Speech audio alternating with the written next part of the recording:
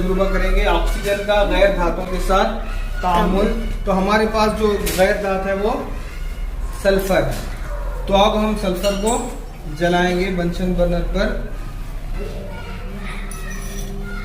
तो यहाँ पर सल्फर को जब हम जला रहे हैं तो सल्फर हवा में मौजूद ऑक्सीजन के साथ तामुल करता है और यहाँ पर गैस खारिज हो रही है। खारिज हो रही है नहीं?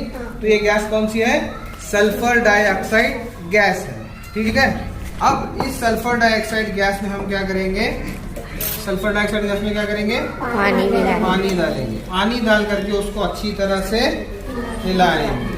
इसकी जांच करने के लिए यहाँ पर लिटमस पेपर ले रहे हैं और ये कौन सा लिटमस पेपर है? नीला लिटमस। तो नीले लिटमस पेपर को हम इसमें डालेंगे।